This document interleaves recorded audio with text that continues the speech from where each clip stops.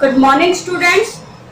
हम पढ़ रहे हैं बेसिक केमिस्ट्री, यानी उसके बेसिक कंसेप्ट पढ़ रहे हैं हम केमिस्ट्री के, जो हमारे लिए बहुत इंपॉर्टेंट है और हमारे काम आते हैं। तो कल हमने पढ़ा था एटम्स और मॉलिक्यूल्स के बारे में, और आज हम पढ़ रहे हैं एटॉमिक मास के बारे में। देखो एटॉमिक मास क्या होता है, पहले ही मैंने आपको कल एक एग्जाम्पल बताया था कि हम किसी भी यूनिट को या कुछ भी करने के लिए एक रेफरेंस मान लेते हैं कि ये चीज इतने की है।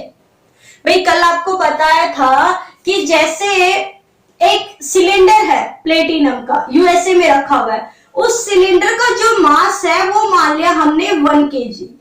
कोई डिसाइडेड थोड़ी ना था कि भाई एक साइंटिस्ट था, वो बेलन उठाया, जो सिलेंडर उठाया प्लेटिनम को, और कहा ये 1 kg है, तो उसको क्या मान लिया, स्टैंडर्ड मान लिया कि ये जो मास है वो 1 kg है। तो आप बाकी दुकानदार के जितने भी वो देखते ना जो वेट होते हैं 1 kg, 2 kg, 3 kg, वो सब उसी के कंपैरिजन में बनाए गए हैं कि अगर एक सिलेंडर के इक्वल उसका मास है तो 1 kg का हो गया, 2 सिलेंडर के इक्वल है 2 kg का, 3 के इक्वल है 4 kg का। जैसे मान लो हमें एक चीनी का वेट करना, हमारे पास चीनी है तो हमने एक साइड सिलेंडर रखा और एक साइड ये लो शुगर रखा। अगर इसका वेट 2 सिलेंडर के इक्वल टू है तो हम उसे क्या कहेंगे कि भाई ये 1 kg बजाय कितनी है, 2 kg। अगर ये 3 सिलेंडर के इक्वल टू है तो कितनी हो गई है, 3 kg। अब हम मान लो एक हाथी का वेट कर रहे हैं, तो हाथी के लिए हमें ये जो सिलेंडर है ये हमें कितने लगाने पड़े, 100 लगाने पड़े, 100 सिलेंडर, यानी 100 सिलेंडर का के बराबर किसका वेट आया, एक एलिफेंट का वेट आया। तो उसे हम क्या कहेंगे, यानी जो हाथी है एक सिलेंडर 1 kg का है, तो हाथी है वो कितने kg का हो गया भाई, 100 kg का हो। ये कल आपको बताया था। तो देखो यहां पर एटॉमिक मास को भी नापने के लिए एक स्टैंडर्ड मान लिया गया। जैसे मास को मानने के लिए ये सिलेंडर को मान लिया गया, ऐसे ही एटॉमिक मास को मापने के लिए एक स्टैंडर्ड मान लिया गया, और वो स्टैंडर्ड था, वो था कार्बन 12। कार्बन 12। तो कोई एलिमेंट इस कार्बन 12 से कितना क्या है, हैवी है। भाई किसी एलिमेंट का जो एटम है वो इस कार्बन 12 से कितना हैवियर है, वो उसका क्या हो जाएगा, मास हो जाएगा। तो एटॉमिक मास क्या है, atomic mass is defined as it is heavier than, या sorry, it is number of times an atom, number of times an atom of an element is heavier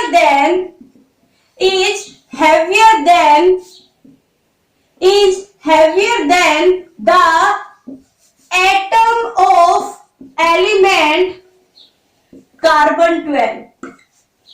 कि जो एलिमेंट का जो एटम है, भाई किसी का भी हम जो कंपैरिजन कर रहे हैं, उस एलिमेंट का जो एटम है वो कार्बन 12 के एटम से कितना ज्यादा हैवियर है, उसे हम उसका क्या मानते हैं, एटॉमिक मास। या अगर मैं इसको अलग एक और लैंग्वेज में कहूं, एटॉमिक मास यूनिट, जिसे हम कहते हैं AMU। भाई हमेशा हम किसमें लिखते हैं, AMU। क्या होता है, तो यार क्या हो जाएगा, the atomic mass is the relative atomic mass is 1/12 part of carbon 12। कि कार्बन 12 जो कार्बन एटम है ना, उसका जो 12वां भाग है, वो जितना मास है उसको हमने मान लिया 1 एटॉमिक मास यूनिट। किसके बराबर, 1/12 पार्ट ऑफ कार्बन 12। कार्बन 12 यानी यहां पर कार्बन का वो आइसोटोप है जिसका एटॉमिक मास 12 है, जो हम लर्न करते हैं। तो एक एटॉमिक मास यूनिट कितने के बराबर है? 1/12 पार्ट ऑफ कार्बन 12। कैसे? मान लो हमारे पास भाई 1 दर्जन केले, कितने हैं? 1 दर्जन केले। 1 दर्जन केले के अंदर उसका 12वां भाग 1 केला हो गया, हाँ या ना? भाई 1 दर्जन केले में कितने? 12 केले होते हैं। तो 12वां, उसका जो 12वां भाग यानी 1 केला, 1 केले का वेट जितना है उसे हम कहते हैं 1 AMU। क्या कहेंगे? 1 AMU। भाई 1 दर्जन टोटल कितने हैं? 1 दर्जन, और 1 दर्जन का 12वां भाग कितना हो गया? 1 बनाना, है ना? तो इस जो 1 बनाना का जो मास है वो किसके इक्वल टू है? 1 AMU के इक्वल। कितने के इक्वल है? 1 AMU। उसे हम कहते हैं एटॉमिक मास। क्या बोलते हैं? Atomic mass. किसे कहते हैं? The 1/12, the relative atomic mass is 1/12 of carbon 12। चाहे ये याद कर लो या ये याद कर लो, की बात है। तो ये ज्यादा आसान, हमें पता है the relative atomic mass is 1/12 part of carbon 12। Carbon का जो 12वां हिस्सा है उसको क्या मान लिया? एक स्टैंडर्ड मान लिया। कार्बन के इस 12वें हिस्से को क्या मान लिया?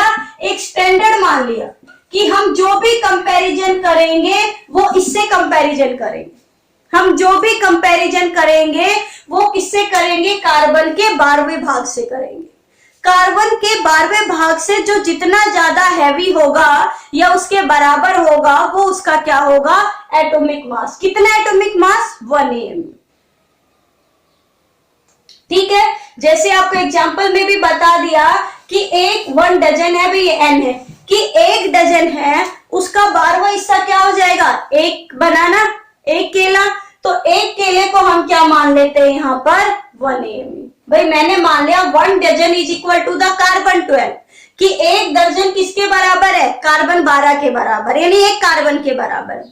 और कार्बन का 12वां हिस्सा कितना हो जाएगा अगर उसमें करूं तो? 1 बनाना, यानी उसके इक्वल टू क्या हो गया? AMU। ये 1/12वें भाग को 1/12 पार्ट को हमने एक स्टैंडर्ड मान लिया, किसके बराबर? 1 AMU के बराबर। किसके बराबर? 1 AMU के बराबर।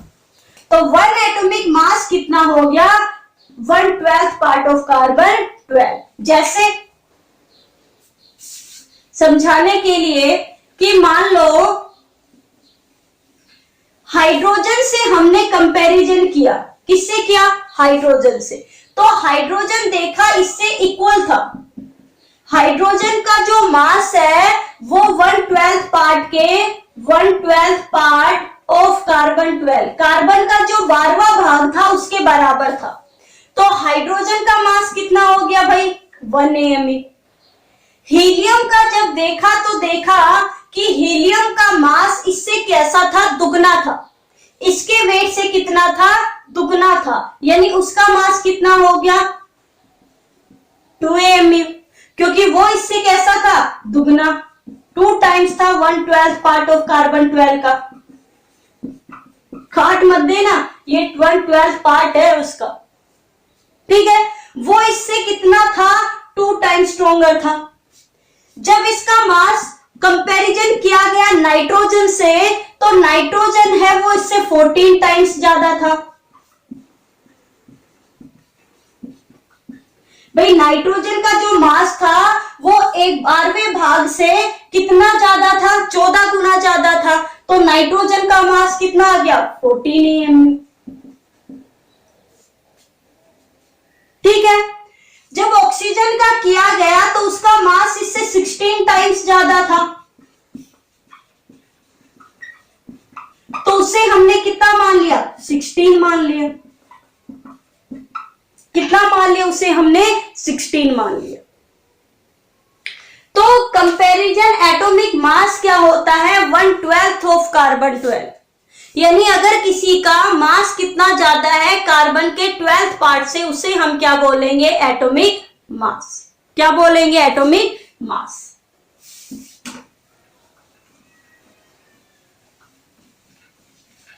और जब इस एटॉमिक मास को हम ग्राम में लिखते हैं तो इसे कहते हैं हम ग्राम एटॉमिक मास। अगर इस एटॉमिक मास को किसमें लिखे, हम ग्राम में लिख दे तो उसे हम क्या कहेंगे, ग्राम एटॉमिक मास। क्या बोलेंगे, ग्राम एटॉमिक मास।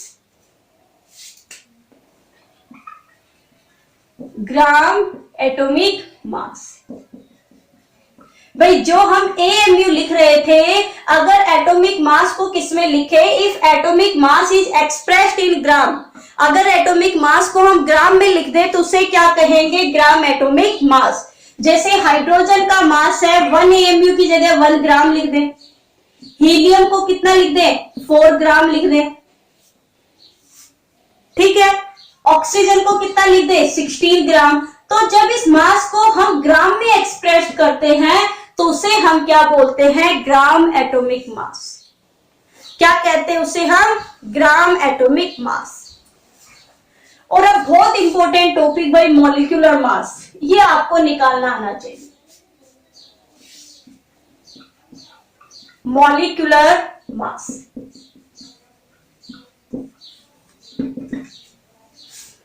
क्या होगा, मॉलिक्यूल में जितने एटम है, the total mass of each atom present in a molecule. एक मॉलिक्यूल में जितने एटम प्रेजेंट है, अगर उन सबका टोटल मास हम क्या कर दे, जोड़ दे तो क्या निकल जाएगा, मॉलिक्यूलर मास। जैसे मान लो मेरे पास H2O है, क्या है, H2O। तो H2O में देखो 2 हाइड्रोजन और 1 ऑक्सीजन, अगर इन सबके एटॉमिक मास को मैं जोड़ दूं तो उसे क्या कहेंगे, मॉलिक्यूलर मास। कैसे भाई, एक हाइड्रोजन का जो एटॉमिक मास होता है वो कितना होता है, 1। हमारे पास कितने हैं, 2, तो 2 का कितना हो जाएगा, 2। एक ऑक्सीजन का मोलर मास, एक ऑक्सीजन का एटॉमिक मास कितना होता है, 16। तो पहले का 2, इसका 16, तो टोटल कितना हो गया, 18। यानी वाटर का जो मोलर मास है, मॉलिक्यूलर मास है, वो कितना हो गया, 18 हो गया, ठीक है। अगर मैं करूं, मान लो मुझे सिर्फ किसका निकालना है, अगर मुझे मॉलिक्यूलर मास निकालना है, मान लो मुझे निकालना है कार्बन डाइऑक्साइड का, CO2 का, तो सबसे पहले देखो CO2 में कार्बन कितने हैं, 1। एक कार्बन का कितना होता है, 12। फिर किसका मास आएगा भाई, ऑक्सीजन का। सबसे पहले देखो कितने ऑक्सीजन है, 2, और एक ऑक्सीजन का मास कितना होता है, 16, तो 2 का कितना हो जाएगा, 32। तो टोटल कितने हो गए भाई, 12 कार्बन के और 32 ऑक्सीजन का, यानी इसका मॉलिक्यूलर मास कितना आ गया, 44 ग्राम, है ना। और निकालना सीखो। जैसे मेरे पास है मान लो HCl का, आप लोगों को पहले ही कहा था कि 1 to 30 तक आप लोगों को एटॉमिक नंबर और एटॉमिक मास क्या करने हैं, लर्न करने। अब देखिए यहां पर जो हाइड्रोजन का मास है वो कितना है, 1। क्लोरीन का कितना हो गया भाई, 35.5, यानी टोटल HCl का मॉलिक्यूलर मास कितना हो जाएगा, 35.6। चलिए और निकालते हैं। तो समझ में आ गया कि किसी मॉलिक्यूल में कितने एटम हैं और उन टोटल एटम का जो एटॉमिक मास है, अगर आप टोटल कर दोगे, जोड़ दोगे तो क्या निकल जाएगा, मॉलिक्यूलर मास। चलिए निकालते हैं। और जैसे H2SO4 का निकालो, हाइड्रोजन का कितना है भाई, एक हाइड्रोजन, देखो यहां पर है क्या क्या, हाइड्रोजन, दूसरा है सल्फर, और कितने हैं, 4 क्या है, ऑक्सीजन। चलिए एक हाइड्रोजन का मास कितना होता है, 1। एक सल्फर का कितना होगा, 32। ऑक्सीजन कितने हैं, 4, और एक ऑक्सीजन का कितना होता है, 16, यानी कितना होगा, 64। तो 1 + 32 + 64 टोटल कितने हो जाएंगे भाई, सॉरी हाइड्रोजन कितने हैं, 2 है, तो 1 हाइड्रोजन 1, तो 2 हाइड्रोजन का कितना हो जाएगा, 2। तो जोड़ लीजिए, 2 + 32 + 64 कितना हो गया, 4 2 6 6 2 8, और 6 और 3 कितना हो गया, 9। यानी कितना हो गया H2SO4 का वेट, मॉलिक्यूलर मास 98। ये आपके बहुत काम आने वाला है। अब चलिए, जैसे हम निकालते हैं NaOH का, तो हमारे पास क्या क्या है, पहले तो ये लिखिए कि आपके पास है क्या क्या। हमारे पास एक सोडियम है, फिर क्या है भाई, ऑक्सीजन है, फिर क्या है, हाइड्रोजन है। एक सोडियम का मास कितना होगा 23, एक ऑक्सीजन का कितना होता है 16, और एक हाइड्रोजन का कितना होता है 1। टोटल करो 6, 3, 9, 0, 2, 1 और 1 4। तो कितना आ गया सोडियम हाइड्रोक्साइड का 40। तो इस तरीके से आपको निकालना है मॉलिक्यूलर मास, यानी the total mass of each atom present in a molecule is known as the molecular mass.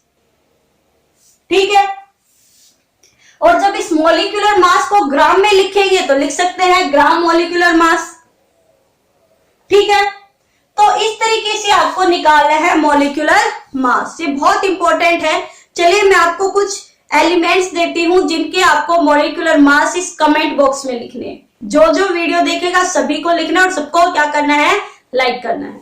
ठीक है, क्योंकि आपका एक लाइक क्या करता है, हाँ मोटिवेट करता है, पता चलता है कि आप लोग स्टडी कर रहे हो, ठीक से पढ़ रहे हो, आप लोगों को समझ में आ रहा है।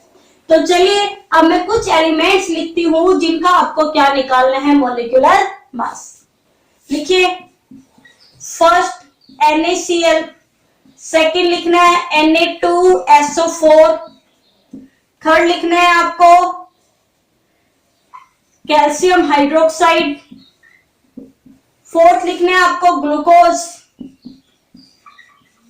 ग्लूकोज का फॉर्मूला क्या है भाई, C6H12O6।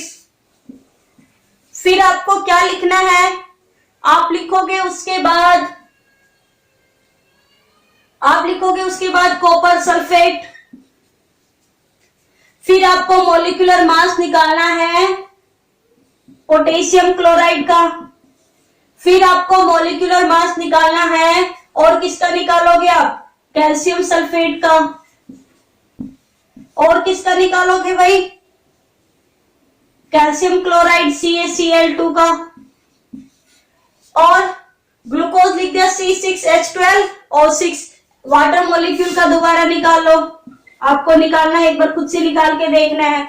और किसका लिखोगे आप, यूरिया का लिख लो NH2CONH2। तो इनके मॉलिक्यूलर मास आपको क्या करने हैं, कैलकुलेट करने हैं अपनी फेयर नोटबुक में। और साथ में कमेंट बॉक्स में मुझे बताना है आप लोगों को, एक तो बताना है मुझे सोडियम सल्फेट का कमेंट बॉक्स में, एक मुझे बताना है आपको ग्लूकोज में, और एक बताना है आपको यूरिया का। ये 3 मॉलिक्यूलर मास निकाल के आपको किसमें लिखने हैं, कमेंट बॉक्स में लिखने, और सबके लिए नेसेसरी है सबको लिखने। तो चलिए अब मिलते हैं एक नए टॉपिक के साथ कल। आज के लिए इतना ही काफी। Thank you.